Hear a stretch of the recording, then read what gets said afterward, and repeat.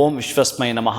ಪ್ರೀತಿಯ ಬಂಧುಗಳೇ, ಈ ದಿನ ಭಾರ್ಗವ ವಾಸರ, ಲಕ್ಷ್ಮೀ ವಾಸರ ಪಂಚಮಿ ಇರತಕ್ಕಂತಹ ಈ ದಿನದಲ್ಲಿ ಯಾರಾದರೂ ಕೂಡ ಸಂಗೀತ ಕಲಿತಿರ್ತಾರಲ್ಲ, ಅಂತಹ ಶಾಲೆಗೆ ಏನಾದರೂ ನೀವು ಕಾಣಿಕೆಯಾಗಿ ಕೊಡ್ತಕ್ಕಂಥದ್ದು, ಅಥವಾ ಸಂಗೀತ ಕಲಿತಾ ಇರ್ತಕ್ಕಂತಹ ಮಕ್ಕಳಿಗೆ ಅವ್ರಿಗೆ ಏನು ಅವಶ್ಯಕತೆ ಇದೆಯೋ ಅದನ್ನು ಕೊಡ್ತಕ್ಕಂತಹದ್ದು.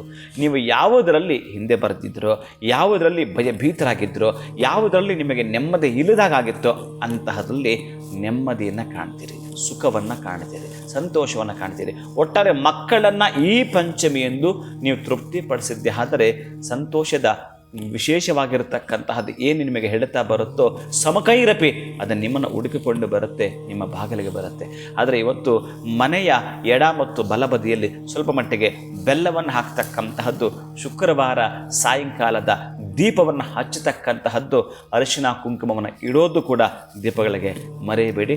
ಮಹಾಲಕ್ಷ್ಮಿಯನ್ನು ಕುರಿತು ನೀವು ಶೋಭಾನೆ ಪದಗಳನ್ನು ಹಾಡ್ತೀರೋ, ಶ್ರೀ ಸೂಕ್ತವನ್ನು ಹೇಳ್ತೀರೋ, ಅಷ್ಟಲಕ್ಷ್ಮಿ ಸ್ತೋತ್ರವನ್ನು ಹೇಳ್ತೀರೋ, ಒಟ್ಟಾರೆ ಇವತ್ತು ಓಂ ಪ್ರಕೃತಿಯೇ ನಮಃ ವಿಕೃತಿಯೇ ನಮಃ ಅಂತಕ್ಕಂಥ ಅಷ್ಟೋತ್ತರವನ್ನಾದರೂ ಕೂಡ ಹೇಳೋ ಮುಖಾಂತರ ಮನೆಗೆ ಮಹಾಲಕ್ಷ್ಮಿಯನ್ನು ಬರಮಾಡಿಕೊಳ್ತೀರಿ. ಶಿವಂಭೂಯಾತ್, ಒಳಿತಾಗಲಿ.